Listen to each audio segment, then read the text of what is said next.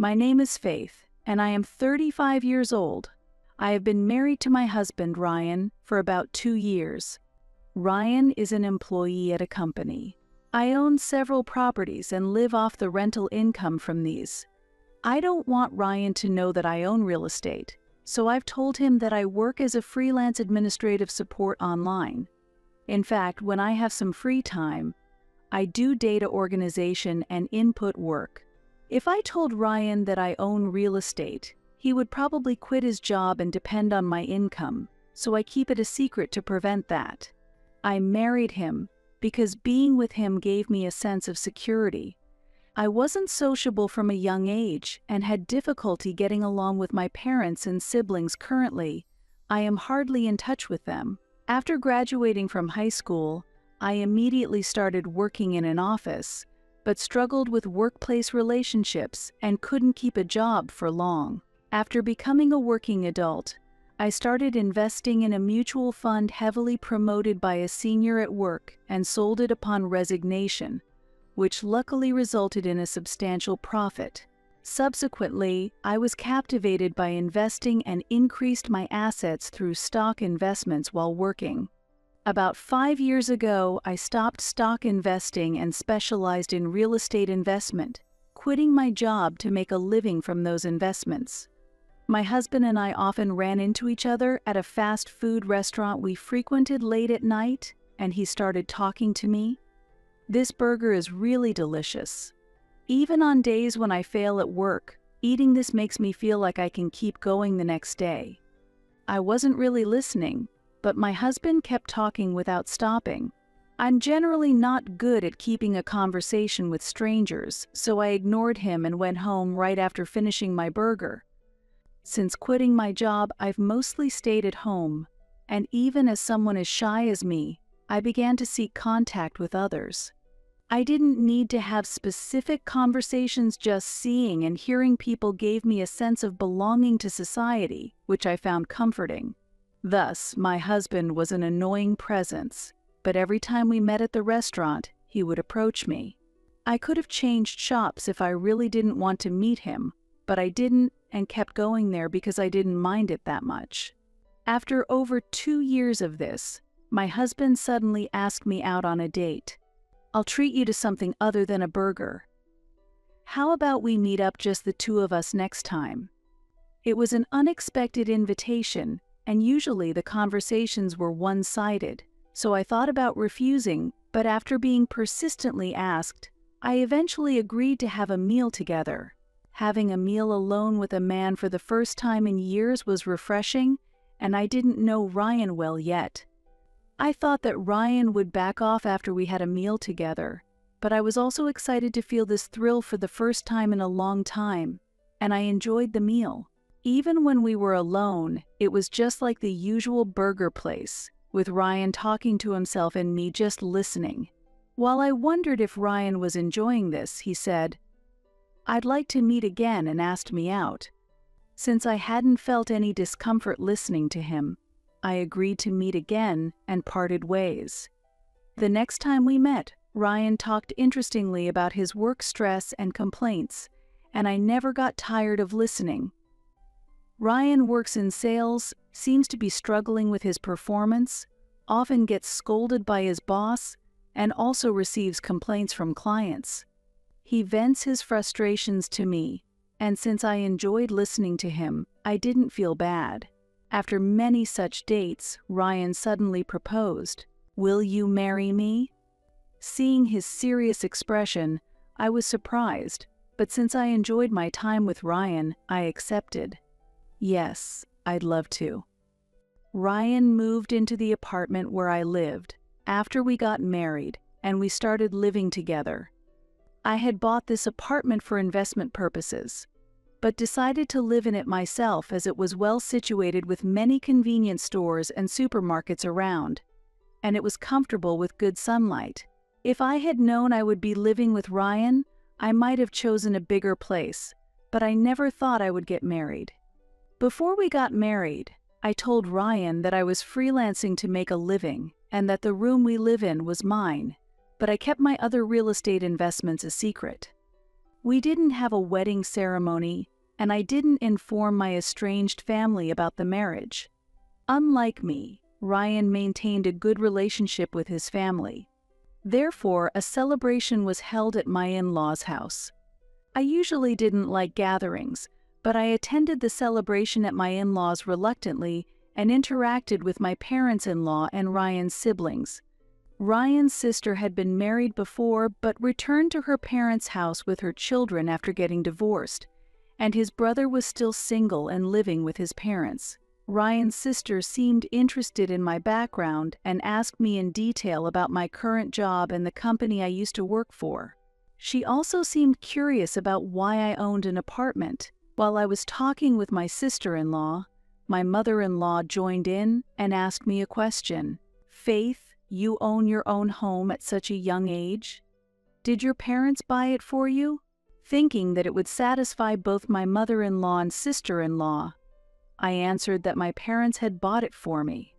Then, my mother-in-law became interested in my parents' occupation and asked, "What kind of work does your father do?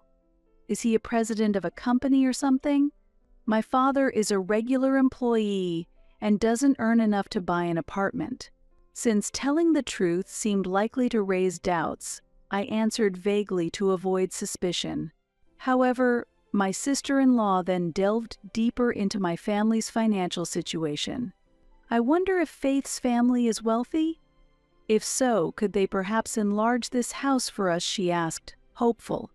Internally, I thought that even if my family were wealthy, I had no intention of funding a rebuild of my in-laws' house.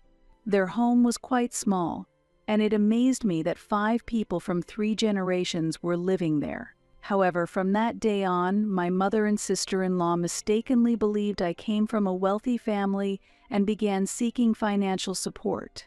When I refused, they started asking for assistance through my husband, so I reluctantly began lending them small amounts through him. Although my husband looked apologetic, he lent money quite casually, which worried me about whether we would get it back. Ryan's job wasn't going well, and his salary gradually decreased. His basic pay was low, and since his salary was heavily commission-based, his poor performance placed him in a tough situation. However, since our household primarily relied on my income, it didn't really affect us.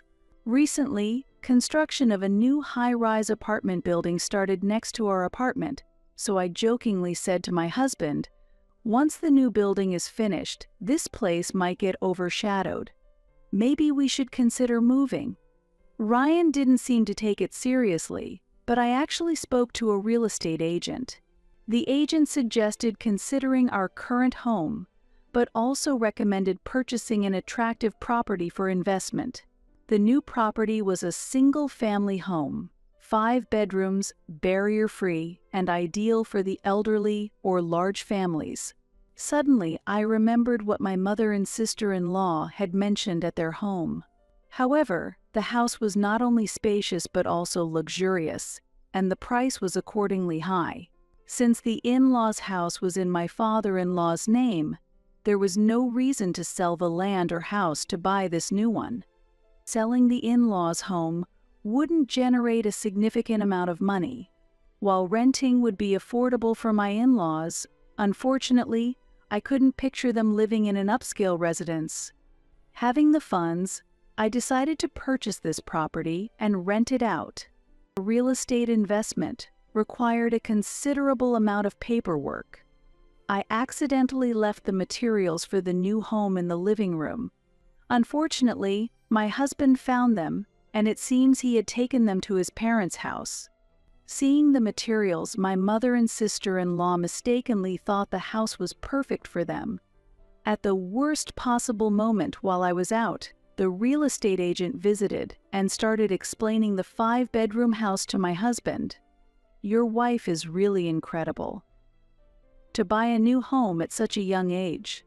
Hearing this, my husband linked it to the moving plans I had previously mentioned and completely misunderstood that we were moving to the new house. It's true that the construction next door would block some sunlight, but I had no immediate intention to move. It seems my husband misunderstood that I was secretly planning to move us into the 5-bedroom house. In hindsight, since that day, my husband's behavior towards me changed, and he became more clingy than before. Our marriage had been one of non-interference, which I found very comfortable. We had agreed to share household chores, but my husband often avoided them due to his job, frequently leaving the burden to me. However, he suddenly started actively preparing meals and willingly taking on household tasks. I started to feel something was off. He laughed and explained his change in behavior. "I'm just making up for all the times I slacked off." His grin was a bit suspicious, but the change wasn't limited to household duties. After a while, my husband abruptly announced that he had quit his job. I felt like sales wasn't right for me, so I'm going to look for something else. "I'm a bit tired, so I'll take a short break first." Given he had been working late daily and facing reprimands from his boss, he was likely quite exhausted. With enough financial cushion for the time being, I wasn't worried about him not finding new work soon. However, there were no signs that my husband was actively looking for work. He was just idly passing the time. Concerned, I asked him, "Why don't you start looking for a job? You seem to have recovered both physically and mentally, haven't you?" Usually calm, my husband suddenly became furious. "I am searching for jobs online. I'm still not over the mental exhaustion," he snapped. Given the invisible nature of emotional recovery and his unusual anger, I thought it might be best to let him rest a bit more. Then, unusually cheerful, my husband, who typically did nothing at home, approached me with a proposal. "I'm thinking of not getting a job but making a living through investing. Faith, could you spare some money to help me start?" I thought he was joking, but he confidently showed me his smartphone. "With FX trading, I can start with a small amount of money, so lend me some, please." His smartphone screen was filled with comments from people who had succeeded in FX trading, so it seems he believed he could be one of them. I responded with disbelief. These people were just lucky. If everyone could make money this easily, no one would work hard. However, convinced of his own impending success, my husband pressed harder. "I'll be successful, I promise. Please, just lend me a little money." Considering my husband's inexperience with FX trading and the low likelihood of success, along with the fact that we hadn't seen any return from the money already lent to my mother and sister-in-law, I couldn't justify lending him money with no prospect of repayment. Reluctantly, he seemed to have started trading with his small severance pay, but he didn't inform me about the outcomes. He boasted about making a profit on the first day of trading, but after a week he stopped reporting anything. Worried that he might have blown through all his severance money, I asked him about it, and he exploded in anger. "Why should I report anything to you when you won't contribute money?" he shouted and stormed back to his room. The man I married had changed, and I began to feel that continuing to live together would be difficult. My mother and sister-in-law frequently borrowed money through him, and if I refused, they would come to our condo and create a scene. Recently, with my husband having quit his job, he joined them in yelling at me to lend them money. Considering the disturbance caused to neighbors by the commotion at the entrance, I ended up lending them a small amount of money. But when I asked for repayment, my mother-in-law retorted angrily, "For such a small amount, it shouldn't affect you, right? What a stingy daughter-in-law you are. Don't worry, Ryan will pay it back." Seeing my unemployed husband being burdened by his mother and sister with the responsibility made me furious. Moreover, with my husband now demanding money from me, I felt that serious measures had to be taken. On this day, while my husband was at his parents' house, I went to check the newly purchased 5-bedroom home with the real estate agent. There were already tenants living there. As I was talking to the agent outside, my husband and his family appeared, each carrying travel bags. I thought they were secretly going on a family trip, but I couldn't understand why they were here. The real estate agent asked my husband, "Are you bringing such big luggage for viewing?" I also asked his family, "Are you going somewhere on a trip?" My husband laughed and replied, "What are you talking about? We've come to move in." My mother-in-law, smiling pleasantly, continued, "It's a 5-bedroom house, right? Then we'll live together. Buying such a wonderful house and keeping it from us, you really are different, coming from a wealthy family." Confused, the real estate agent hurriedly explained to me, "I told your husband that we were coming to see this house today, but I wasn't informed that the whole family would be coming." Taking the agent's words, my husband chuckled and responded, "Faith didn't tell me anything." So I asked the real estate agent, "You were hiding the new place to surprise everyone, right?" My mother-in-law, unable to hide her joy, continued, "I'm so happy to think we can say goodbye to that old house." Increasingly bewildered, I saw my husband's family trying to enter the new house, and I quickly intervened, saying, "I did buy this house, but someone else is living here." Just then, the tenants who had recently moved into the new home appeared at the entrance and shook hands with the real estate agent, confirming their residence. Seeing this, the whole family of my in-laws started complaining to me. My mother-in-law's smile disappeared, and she screamed with a terrifying expression, "Weren't we all supposed to live in this house? Why are other people living here?" My sister-in-law threw her luggage on the ground as she yelled, "I heard it was a 5-bedroom house, so I thought we were all going to live together." My father-in-law couldn't hide his anger and raised his voice, "We've already sold our old home. We have nowhere to return to. What are we going to do now?" I was just confused by their anger, so I asked my husband what was going on. "Did you lie to everyone? What's going on here?" It seemed my husband understood the situation. He stood frozen with a pale face and started talking to me with a trembling voice. "I really thought we were moving into this house. Was it bought to be rented out to someone else?" The real estate agent also started to explain to me in a low voice, looking apologetic. "I had previously informed your husband about this property. Was there a mistake?" I responded with a wry smile, blaming it on my husband's misunderstanding. Once the in-laws knew the truth, they suddenly started blaming my husband. First, my mother-in-law got furious and raised her voice. "Why don't you check properly? It's always the same." My sister-in-law said with an exasperated expression, "It's all Ryan's fault that this mess happened. He should take responsibility." My father-in-law also stared at my husband in panic and asked, "Where are we supposed to live now?" While my husband was unable to respond, the whole family of my in-laws started making a fuss, so I said to the real estate agent, "Please find them a house, and please look for a new place for me as well. A 1-room apartment for living alone would be fine." Hearing my words, my husband rushed over to me, visibly angry. "What do you mean by living alone? What about me?" I answered calmly, "You should live with your family.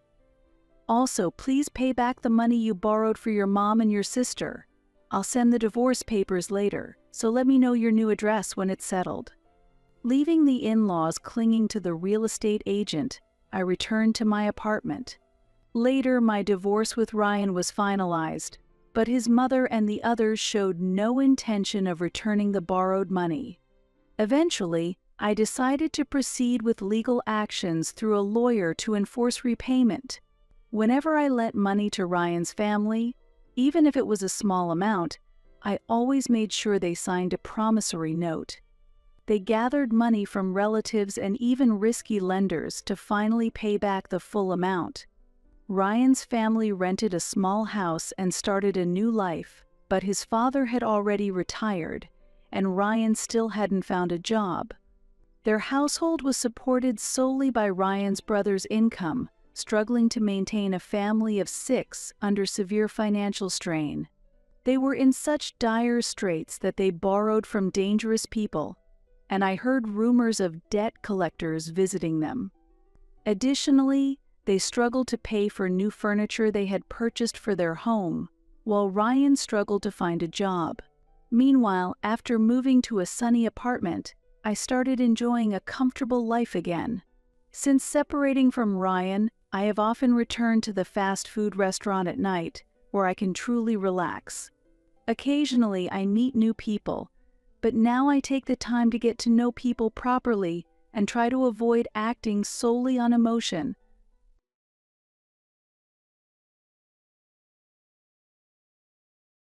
Are you satisfied with your life, commoner? What? What are you talking about? I'm worried about you. It had been 3 days since my husband and in-laws had disappeared. Out of the blue, I received a call from my mother-in-law. When I returned from my family's memorial service, I found my home empty except for my own belongings. They had secretly moved out. Worried? You're making a living with part-time jobs, right? Did my husband tell you that? Yes, I wonder why he got married to you. My child just became an executive. With these words, the whole truth became clear. My husband had lied to his parents. He had struggled with the economic differences we had and had asked me to keep his salary a secret from his parents. It felt like a betrayal. For whom did he think I was keeping it a secret? Oh, you have no idea. What do you mean? It just sounds like an excuse to me. It was not an excuse. In fact, it was my husband who was working part-time and I was the one serving as an executive. Our life had been supported by my income as an executive. BTW, if you wish to live with us, would you be willing to bear the living expenses? If so, I will let you live with us.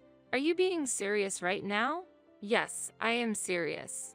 You just need to promise to pay for living expenses and in exchange I'll give you our address. I had never considered living with them, so I decided to fight back. I refuse.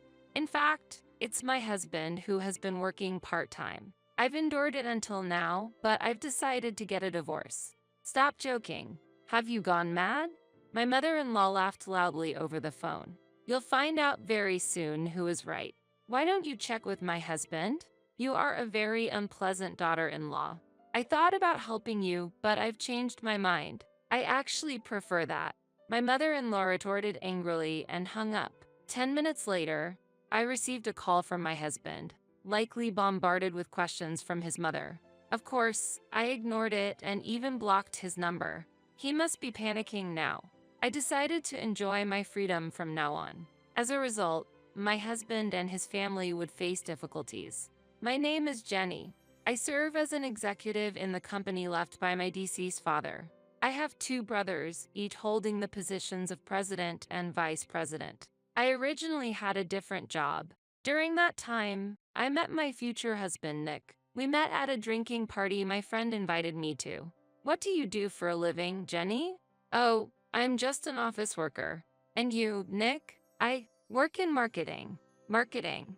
I admire that, since I'm no good when it comes to conversations. Is that so? Looking back, Nick might have already had a tendency to exaggerate stories. At that time, I believed he was truly working in marketing. The conversation was so pleasant that we decided to exchange contacts. We regularly went for dates, and the comfortable feeling we had when we were together eventually led us to marriage. I think it's time I introduce you to my parents. Yes, the sooner, the better. How about next Sunday? That's fine. According to Nick, his parents would welcome me warmly. However, the reception at his parents' house was entirely different from what I expected, especially the cold treatment from my mother-in-law. Jenny, you work in an office, right? Yes, that's right, but... And how much do you earn specifically? When this question was asked, I deeply pondered the meaning behind it. How much? I inquired back. You're so oblivious. It's clear I'm asking about your salary, my mother-in-law replied with slight irritation. From this exchange, the intention behind the question was clear enough. What I really wanted to know was why my mother-in-law was so interested in my financial situation. My mother-in-law's question conveyed blatant disdain towards me. In such moments, I dearly wished my husband would somehow defend me. However, he sat silently, as if he didn't feel a thing. Even a word of defense from him would have been appreciated, but he remained silent. Let's not talk like that. Money issues will resolve over time. My father-in-law tried to calm the situation, but my mother-in-law countered, such matters should be clarified early on. My in-laws continued to argue fiercely in front of me, ignoring my presence. Sitting there, I questioned how to perceive this situation and what was being shown to me, almost losing sight of my original purpose for visiting. Eventually, my mother-in-law somehow agreed with my father-in-law's opinion, and the situation finally calmed down. On the way back home, "Why didn't you say anything back there?" I pressed my husband. "What do you mean?" He responded, surprised. "Don't give me the what do you mean? Why did you keep quiet?" I pursued further. My husband didn't seem to understand at all what I was talking about. I sighed involuntarily at his lack of response, overwhelmed by a serious anxiety about whether we could continue to function well as a couple. "Sorry, I just get nervous in front of my parents," he said. His expression was filled with a childlike sadness, as if he had been scolded. Faced with such an expression, I felt as though pursuing the matter further was somehow wrong. Eventually, we went through with our marriage registration a few days later and officially became husband and wife. After that, we barely had any contact with my in-laws and lived peaceful days. "I have something important to tell you next time you come home," my brother unexpectedly called one day. "That's fine, but what's it about?" "It's a bit hard to talk about over the phone." "Really? Okay. I'll come home soon." I found myself heading back to my family home after a long time. My mother and brothers were living together there. "I'm home. We've been waiting. Sorry to rush you, but could you have a seat?" "Yes, that's fine." Sitting across from my brothers, I could sense a tense atmosphere in the air. Unable to bear it, I asked my brother, "So, what's this important thing you wanted to talk about?" "As you know, we've been carrying on father's business." "Yes, I'm aware of that. So, we would like to welcome you as an executive in the company." "What? Why all of a sudden?" My younger brother began to explain. "You've always had a talent for judging people's character." "Wait, since when?" "Recently, someone we trusted ran off with our money." "What? Really?" "The person who took the money was an acquaintance from the time our father was alive. He used to serve as an executive, and so a position has just opened up." I found it hard to accept the proposal so suddenly. "I can't give you an answer right now." Then, my mother also spoke up. "Jenny, I know it's tough for you, but could you help us out?" "Mom, are you feeling okay?" My mother had been frail for a year now, spending most of her time resting. "I'm feeling well today, so no worries." "Is the executive position really out of the question?" "It's all so sudden. Let me think about it." I left my family home that day without giving a clear answer, troubled about how to respond to my mother's request. Upon returning home, I discussed the matter with my husband. "Really? That's fantastic. You should definitely take it." He was surprisingly enthusiastic. "Do you really think so? After all, it could mean a better salary than what you're making now, right?" They didn't go into details. I fully support my brother-in-law's proposal. There was a specific reason behind my husband's fervent support. A week after discussing this with my husband, an urgent call came. "Please come back home quickly." "What happened?" "It's Mom." Upon receiving the news, I rushed out of work and headed to my family home. When I arrived, many people were already gathered there. In the center of them all, my mother laid quietly. "Please tell me this is a dream." I was unprepared for the sudden turn of events. It was unexpected. According to my eldest brother, when they went to check on her in the morning, she was already dead. I didn't have the courage to look at my mother's face directly. All I could do was stand there, stunned. "Jenny, where's Nick?" I haven't called him yet. I'll do it right now." But my husband didn't answer the phone at all. In the end, all I could do was leave a message on the answering machine. About 2 hours later, my husband arrived. "Sorry for being late. I was busy." Rather than sorrow, I felt angered by his attitude. How can you laugh? Mom has passed away. I didn't mean it like that. Whatever, just keep quiet. You're worrying too much. Until everything was over, my husband did not grasp the seriousness of the situation. While we were busy attending to the many visitors, it became late at night before we could even realize. Just when I was sinking into the sofa, exhausted, my husband made an unbelievable remark. With a smile on his face, he brought up the topic of dividing the inheritance. What about inheritance? Will you get something distributed? I can't answer that so suddenly. But your father was managing a company, right? There must be a considerable amount to expect. Stop it. It's unbelievable to talk about such things at this time. But this is an important discussion. If you're going to talk only about money, I don't mind if you leave. Okay, fine, I understand. With those words, Nick left the house.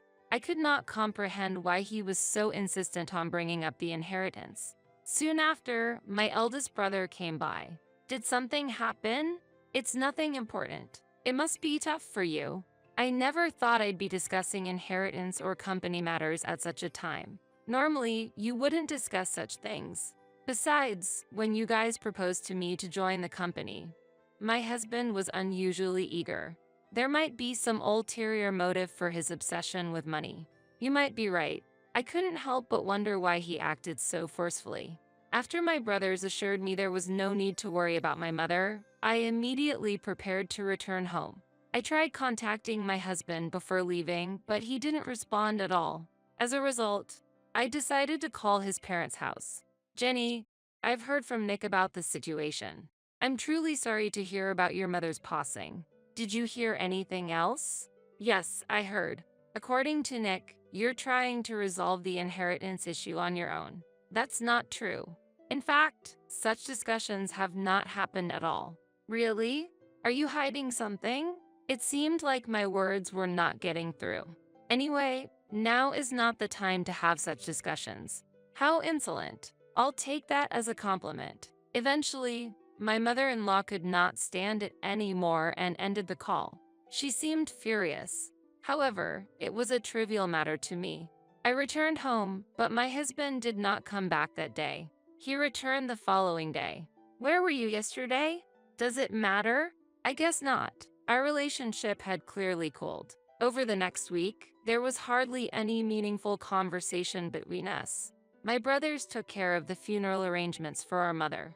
Even after the funeral, I never saw my husband or his parents visit us. During this time, I made an important decision. I've decided to work for the company run by you guys. Is that okay? You can reconsider. Last time, we rushed and didn't fully listen to your opinion. Thank you, but I've made up my mind. It's okay. With that decision, I started a new career at my brother's company. I hesitated whether to inform my husband about this decision, but considering it would be more troublesome if he found out later, I decided to be honest. I'm going to be busy as an executive from now on. Really, work hard for me too. Of course, that's the plan. And so, I quit my previous job and threw myself into the business with my brothers. Every day at the new job was tough and exhausting, but it was also fulfilling. Half a year later, my husband unexpectedly said, "I quit my job." Why would you do that? Well, the previous job wasn't a good fit for me. But you were in marketing, right? Marketing? No, I was working in a factory. What? I was astonished by my husband's revelation. All this time, I had believed he was working in marketing. This meant he had been lying about his job since we met. So, you've been deceiving me all this time. Deceiving? What are you talking about? If you've forgotten, then it's fine. What on earth are you saying? That was exactly what I wanted to know. Regretting my marriage with him at this point was futile. So, what do you plan to do now? You're unemployed, right? I have you, don't I? You're an executive with a considerable income, right? At that moment, I finally understood everything. He probably thought working was foolish now that he had me. So, what you were aiming for was my income. Don't talk like I did something wrong, but it's better to keep the executive thing a secret from my parents. That's true. and I've decided to start sending money to my parents every month starting next month. I'd like you to handle that. Wait a minute. I haven't heard anything about this. I just decided it now. Indeed, it would be troublesome if my in-laws found out. However, I couldn't just accept it as is. But it would be equally troublesome if they found out you're unemployed, right? So you will have to work at least the bare minimum. What are you talking about? It's a deal to keep each other's secrets safe. This should put your mind at ease. Yeah, that makes sense. Then it's decided. All right, I really can't worry my parents, so please. With a sense of defeat, Nick lowered his head. I had no intention of continuing life under these circumstances. Afterward, Nick started working part-time according to my instructions. However, the wage he earned was extremely low. His working hours weren't all day, and he lived a life as free as during his student days. Even worse, he spent the money he earned on gambling such as poker and slot machines. You should go out sometimes. You can't always be at home. There's no problem, right? Let me be free. Gradually, Nick seemed to have forgotten even the promise to keep each other's secrets. From this point on, Nick's behavior got more and more unbearable. Despite being a part-timer, he started coming home late and going out more frequently. You've been coming home late recently. Is something going on? Oh, I've been asked to do overtime at work. But didn't you choose a job with no overtime? That was the plan, but it seems the situation has changed. Then why have you started to go out more on your days off? I thought I should get some exercise outside once in a while. You dress up quite a bit for that, don't you? I kept asking questions out of curiosity. Initially calm, Nick seemed troubled by my barrage of questions. How am I supposed to answer when you ask so many questions at once? Give me a break. I don't think I'm asking anything too difficult. Are you looking down on me because you're an executive? What? How did we get to that topic? If you want to mock me, go ahead. Wait, where are you going? Stop it. Leave me alone. With that, Nick left the house. Why is he so self-centered? In the end, he didn't return until morning the next day, and when he did come back, he went straight to bed without saying a word. Since it was time to go to work, I left the house. Upon arriving at the company, my eldest brother approached me. What's with that look? Just a lot going on. Is it related to your husband? Yeah, kind of. Do explain. My second brother also joined, and we all sat down to talk about the recent events. I can't believe you've put up with that situation for so long. I would have divorced in a week. I know it's not okay to continue like this. Is there something on your mind? Just a little. While my doubts and worries about my husband's behavior grew, I also strongly wished for him to return to the man he was before we got married. That's why I couldn't bring myself to be cold to him. But I soon realized that such lenient thinking was a mistake. It might be best to do something about it soon. Yes, definitely. My suggestion is, there must be a reason behind such behavior. We should look into that. Thank you. I'll do that. Following my brother's advice, I decided to investigate Nick's activities. I had no idea what he was doing during work hours. With the help of my second brother, I prepared to install small cameras. Be careful. If you get caught, it's over. Choose the placement wisely. Got it? I really appreciate this. You can check the recorded footage from your smartphone anytime. That's great. I'm not good with technical stuff, so this helps a lot. While Nick was out, I installed cameras in the living room, bedroom, and other areas.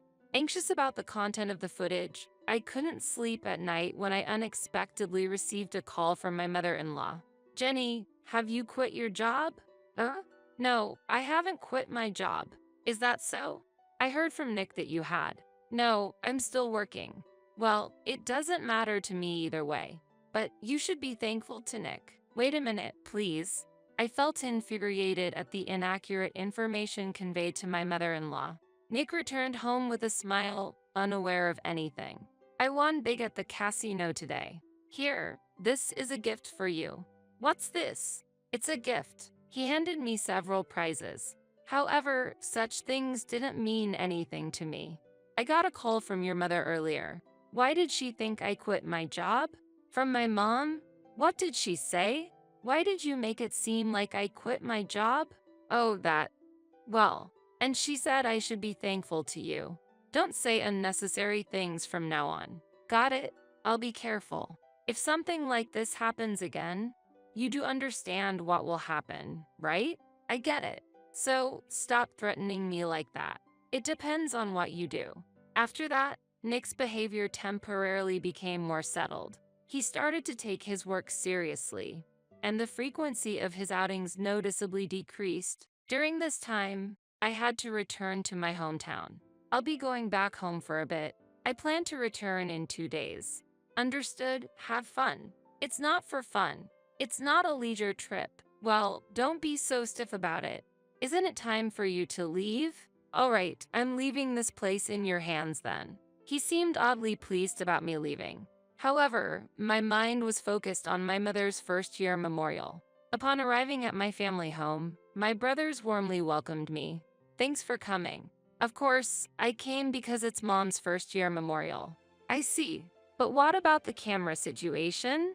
Camera? Don't tell me you forgot about the high-performance camera I prepared. It was meant to monitor your husband, no? Oh, you're right. I can't believe you forgot. Well, a lot has been going on, and I completely forgot. With the day-to-day business and issues with my mother-in-law, I had completely forgotten about the surveillance cameras. I'll check it when I get back home. Can't you look at it from your phone? That's right. Oh dear. As suggested, I used my smartphone to review the previous footage. The screen showed my husband preparing to go out about a week ago. I see. Did you find out something? Yes, it's quite obvious. Can you show us? I showed my brothers the footage recorded by the camera. The footage included clear audio of my husband arranging to meet someone on the phone and whispering words of love. It was undeniable evidence of infidelity. This is solid proof, definitely evidence of cheating. Feeling utterly disrespected, a wave of emotions surged beyond just anger. What a pathetic man. I can't believe even you misjudged your husband. I glared at my eldest brother. Don't look at me so sharply. I was just joking. After my mother's first-year memorial was over, I hurried back home. I tried contacting my husband, but there was no response. Upon returning home, the sight that greeted me was unbelievable. Everything except my belongings had been taken away. I also tried contacting my in-laws, but there was no response from their side either. The only thing left was the camera I had installed. I immediately checked the recorded footage. It showed my husband and my in-laws talking, and their conversation was clearly audible.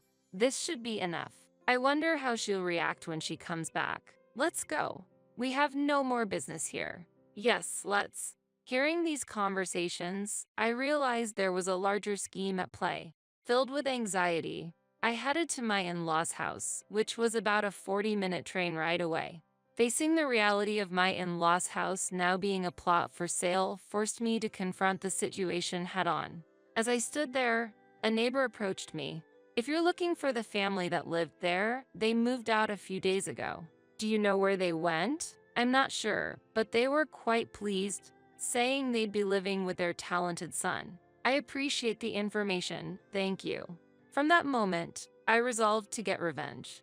Upon returning home, I tried to figure out a plan, but finding their whereabouts and establishing contact proved difficult. 3 days after my husband and in-laws vanished, I received an unexpected call from my mother-in-law. Are you satisfied with your life, commoner? What? What are you talking about? I'm worried about you. All of a sudden, I received a call from my mother-in-law. Worried? You're making a living with part-time jobs, right? Did my husband tell you that? Yes, I wonder why he got married to you. My child just became an executive. With these words, the whole truth became clear. My husband had lied to his parents. He had struggled with the economic differences we had and had asked me to keep his salary a secret from his parents. I felt betrayed. For whom did he think I was keeping it a secret? You have no idea.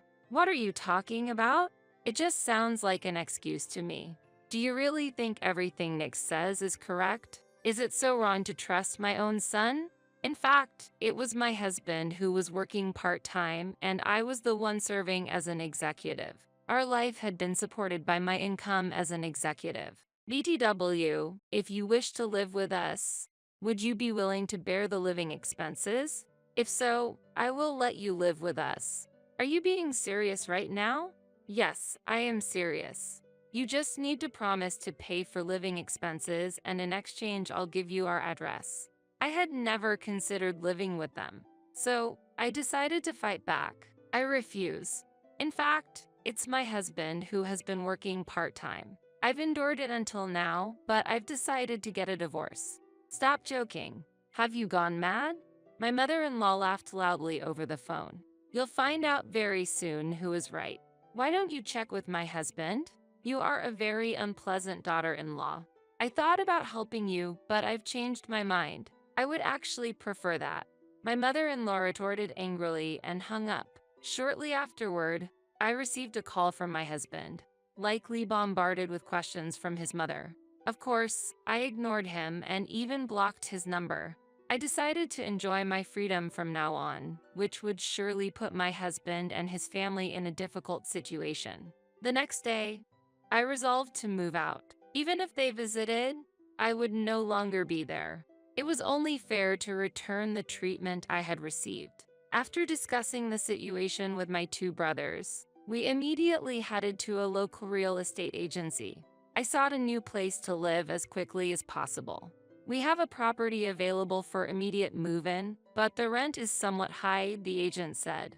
That's fine. I'll take that property. Understood. Let's proceed with the paperwork. I completed the contract that day and contacted a moving company. Luckily, only my belongings needed to be moved, so the relocation was swift. In my new home, I immediately felt relaxed. I hadn't realized how comfortable it could be to live alone. About 2 weeks later, I noticed many missed calls from my mother-in-law on my phone. Having already blocked my husband, any contact would have to come from her. Despite feeling annoyed, I decided to answer. However, it wasn't my mother-in-law on the other end. Where are you? I can't get into the house. Didn't I tell you? I moved out. You moved out. Why? You started it. I just did the same. Wait a minute. What about our lives from now on? It all began with your lies. That's none of my concern. That's them. Also, I intend for us to part ways. I'll send the divorce papers by mail, so could you give me your address? Nick then started laughing. I see, so you don't know our address, huh? Then divorce is impossible, right? Realizing his tactic, I understood. However, I'm not one to give up so easily. It's true I don't know the address, but I won't give up over that. A little investigation will solve that. Wait, wouldn't it be strange for you and me to part ways? What's so strange about that? Just tell your mother the truth and clear things up. All right, I'll talk to her properly. I can't trust your words. Goodbye. After ending the call, I immediately went to a lawyer. My eldest brother had recommended a consultation with our business's legal advisor. I explained the situation in detail, including the recorded footage and everything that had led up to this point. And they were happy to take on the case. They started arranging for the divorce proceedings right away. A few days later, I left a voicemail message for my mother-in-law. A week later, Nick and his parents showed up at the agreed place. Let's keep this brief, since you've made us come all the way here. Of course, that was the plan. Hiring a lawyer, are we? How desperate must you be? My mother-in-law laughed, but Nick's complexion had gone pale. In fact, he had not yet told his parents the whole truth. This situation was to my advantage. The conversation quickly moved to the main issue. First, based on Nick's infidelity, I demanded divorce and compensation. What are you talking about? Please, take a look at this. I presented the recorded footage. This is the evidence. Do you have any objections? Nick fell silent. Nick, what is all this? Explain yourself. Well, actually, this isn't the only thing. I then presented documents related to the claim for compensation. The documents detailed unpaid living expenses, lack of cooperation in household chores, providing false information to his parents, and the emotional damage done to me. What is this? This is all lies. Isn't this a bit too harsh? Even my father-in-law, who had been hesitant for a while, finally broke his silence. To tell the truth, I wasn't much interested in my father-in-law's opinion, but if there was going to be a confrontation, I wouldn't hold back. If you're going to insist, then take a look at this. I presented my business card to Nick's parents. What's this? Let me see that closely. They were engrossed in the business card. It had my name and position listed on it. This is the reality, the truth that Nick has been hiding all along. What about the part-time job? That was Nick's doing. In reality, I've been supporting our household. Nick has been squandering his earnings on gambling. Hearing this, Nick's parents' anger turned towards him. So, the entire livelihood has been. Correct. I've been supporting it. Nick, what does this mean? Were we wrong? It's too late for that. Why did you do this? Truly disgraceful. I just didn't want to worry you two. The situation was enveloped in an atmosphere that seemed like a family argument was about to start. It was a family problem that seemed impossible to resolve. Could you please take your family arguments elsewhere? I don't have the luxury to deal with this. To this, my in-laws changed their attitude and showed an apologetic stance. Jenny, please forgive us. The truth is, we're victims too. My wife's right. It's not like we ever hated you, Jenny. Even if you say so, my feelings won't change. The apologies at this point felt pitiful. Looking at Nick, he was hanging his head, unable to speak. Anyways, can you please sign this for me? Huh? I want to end this situation quickly. You don't have the right to refuse. Understood. Nick signed the divorce papers with tears in his eyes. After checking the signature, I left the place. Goodbye. As I walked away, I could hear the arguments of Nick and his parents spilling outside. What lies ahead is uncertain, but a stable life will be difficult for them. Their life was sustainable only because of my support. Such a foolish family. Later, I submitted the divorce papers through my legal representative. I was finally free. Is the divorce finalized? You've heard? That was quick. Well, he's the company's legal advisor. Still, this should lift the burden. Now you can focus on your work, is what my eldest brother said, but according to my younger brother, he was pretty worried about me. It seems my eldest brother was worried about me in his own way. I heard about my ex-husband's current situation through the lawyer. As expected, Nick's mistress, upon learning the truth, disappeared as well. Of course, it didn't end there. I received a proper goodbye payment in the form of compensation. Later, my mother-in-law contacted me. There's something I'd like to discuss. If you don't mind, there could only be one thing she desired in this situation. You're in need of money, aren't you? We can't go on like this. It was all Nick's fault. No, 3 adults should be able to manage somehow. Even after all this pleading, you still won't help us. There's no reason for me to help. You deserve to be unhappy. That's exactly what I'd like to say to you. Goodbye. Currently, I hear that my in-laws are living in poverty together. This is because they were completely dependent on Nick for their living expenses, whereas the actual financial support was coming from me. Now, I enjoy a life free from anyone's constraints. Work is going well, and my days are fulfilling. Today, under the clear sky, I embark on a new day.